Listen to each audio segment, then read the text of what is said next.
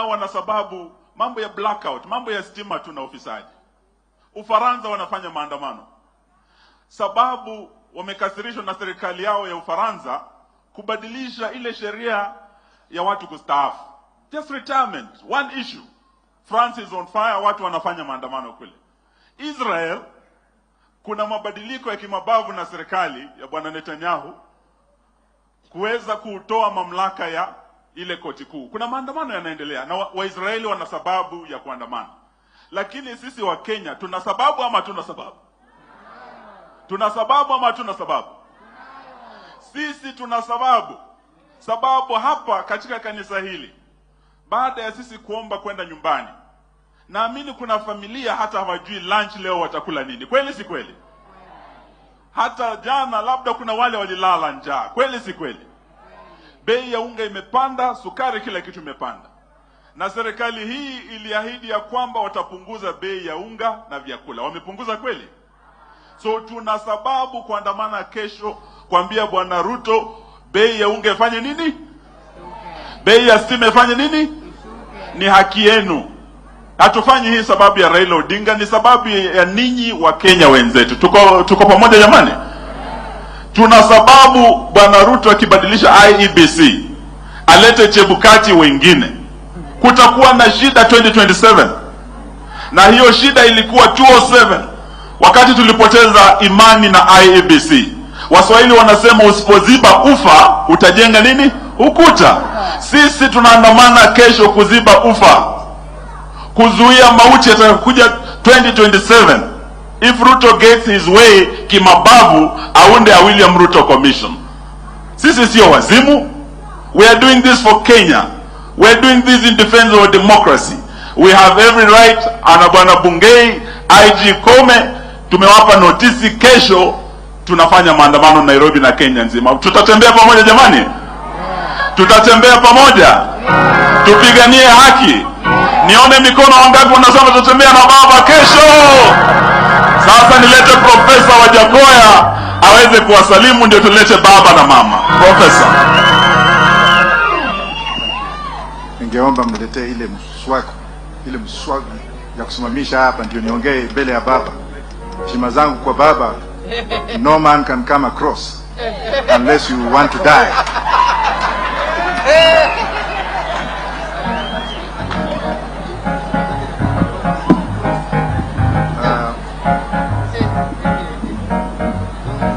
The man of God and the Madam of the Church, His Excellency the President of this country, Raila Amolo Odinga, and the Deputy President, Martha Karua, and maybe the Chief Prime Minister, whom I'm not going to mention. Today, I will speak in English because I look sensible. Most of the time people always look at me as a mad person. Somebody who has no brains. Kicha. But I would like the pastor to pray for me so that I look like this whenever I come here.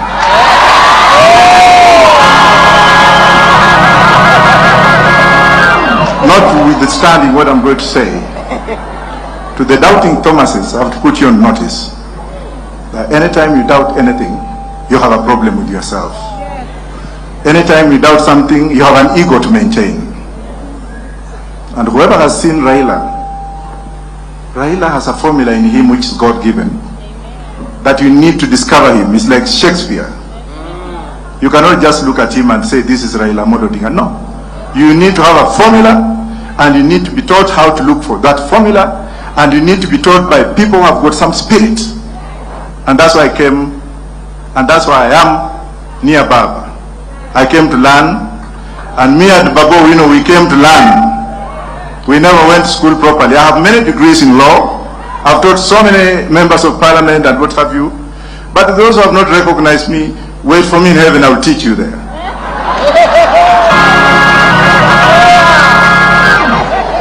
This is what I have to tell juveniles. We have 3 juveniles in this country. Juveniles that cannot sit on an international table and talk about Kenya. Juveniles who have been given power and authority by themselves, not by the people of this country. And all they keep on saying is singing Raila, Raila, Raila. I don't want to say an F word because the media is here. Because you know that I can also use my tongue and use it whippingly, the same way my mom taught me. Kashagwa, let me refer you to Honorable Sabula, the Deputy Governor of Kakamega, and a member of DAP. If you can't listen to what Sabula told you yesterday, then you have no ears. You are just one man, small man, who has now organized Mungiki to cause mayhem tomorrow. And I'm asking those Kenyans with smartphones, wangapi wako na ile picha kupiga tu hata kama ni mlikomizi, onyesha juu. Kesho mko na kazi ngapi mbili? Ya kwanza ni kumulika yule askari ambaye amebeba grenade, piga hii picha. Wangapi atapiga hii picha kesho? Ya tatu, tunaambiwa kwamba ataleta watu wakiwa na uniform kuingilia vijana yetu. Hiyo baba ataongea because sina authority ya kuongea hapo, lakini ile ambaye ningetaka kusema ni hivi. To those who have been told, to those 500 motorcycles that have been already brought in by a person and members of one tribe, ethnicity, because they don't want to speak in other languages that you can't understand them.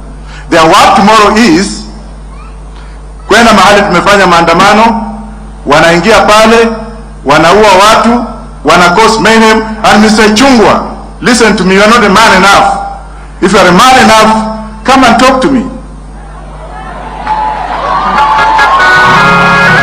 Mr. Ndini Nyoro, let me put you on notice that I don't fear you. Naika kibaraka kingine kanaitwa Malala, abusing Baba all the time. Baba, do I have permission to continue? Every time huyu Raila wacha vitisho ya mavi ya kuku. Some of us have been in jail for a very long time. Some of us have been in exile for so many years. Some of us have fought for democracy in other countries. And we can't fight for democracy for our own country? Baba, you brought us up, and you brought us up to be courageous, fearless, and we have to follow what we have to. Kuna askari moja nimeuliza Mr. Kome, I've been a policeman myself, so what? I've asked Kome to issue a statement within 12 hours. He never issued. And that policeman by the name of John Mwiti from Olkalao police station, that John Mwiti who wanted to assassinate Baba, semeni John Mwiti akufe, semeni hivyo. Yule ambaye alitupa grenade kwa Baba is a policeman who is serving. He was in the administration of police. He is now in uniform, and no action has been taken against that man. Can I continue? And those ones who are wale ambao wanatutisha, wengine alikuwa anavaa diapers, wengine alikuwa wanauma na mende huko chini. They never knew what Baba went through. When Baba was sleeping in cold cells, when he was being tortured, when his family was vandalized and vanished. Tungine tulikuwa tunanyonya matiti ya nyanya yao. Alafu saa hizo ndio wanakuja wanasema we shall shape the democracy of this country.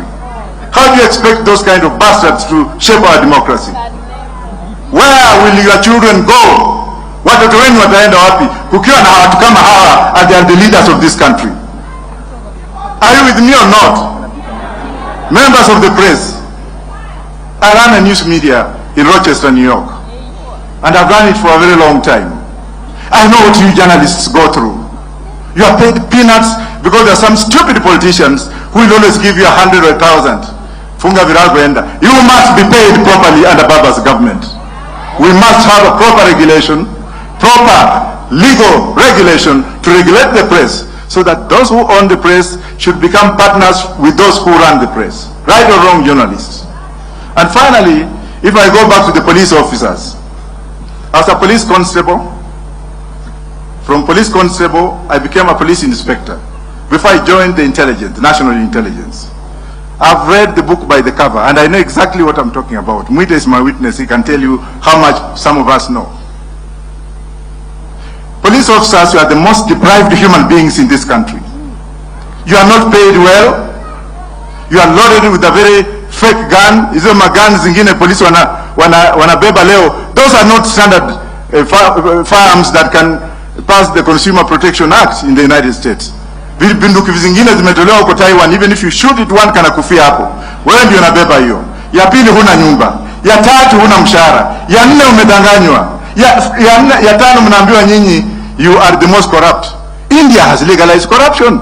If you give me something and you know it's okay, I'll take it. But in this country, wewe ndio unaambiwa wewe ndio mwizi. Wewe ndio kila kitu. Tumika vibaya. But for members of the public, let me warn you and let me ask you and let me be courageous enough to advise you.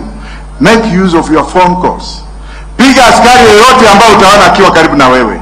We want to preserve evidence. We also want our team to write the heck now that the IG Come has not acted by issuing a statement. We are going to write the ICC. I know Bensuda was my classmate. If she was there, she would have said otherwise. Lakini kila mtu kesho atoke.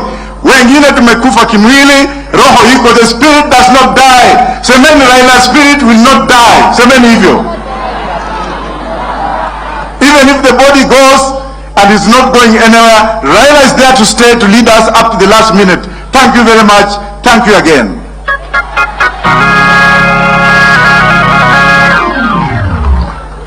Mumemfurahia profesa? Huyu jamani profesa anaelewa sheria sana. Lakini wale wanakuja kuzungumza nanyi sasa, wengi mliwapigia kura baba na mama. Na hii katiba tulionayo siku ya leo na ambayo itatumika kesho, walikuwa mstari wa mbele kupigania hii katiba. Kwa hivyo wenzetu wa Kenya Kwanza cannot lecture us about this constitution. A constitution that they opposed and a constitution that was brought to us kupitia sacrifice ya baba na mama. Nataka sasa nilete mama azungumuze nanyi, atulete baba. Karibu Honorable Martha Karua.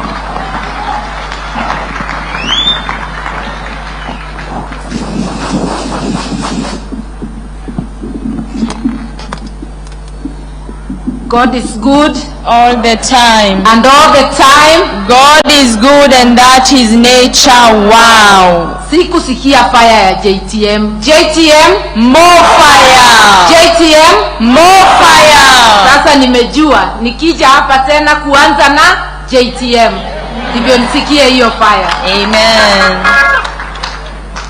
Your Excellency, kinara wangu Raila Amolo Odinga, Apostle na mama wenzangu, wana Azimio na kanisa yote, hamjambo leo? Hatujambo. Asanteni sana kwa kutupokea kila wakati kwa shangwe na furaha. Na asante Apostle, kila wakati tukinja hapa, ile neno unatoa ni neno ya kujenga kila mtu, na ni neno ambayo inatoka kwa Biblia. Asante sana.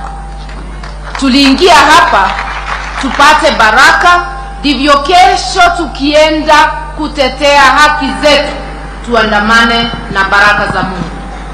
Ningetaka kuuliza wenzangu na watu wote, hata kama wale maadui wa demokrasia wametoa shutuma, wametoa threats, wametoa kila kitu, tusikubali hiyo iingie kwa vichwa yetu.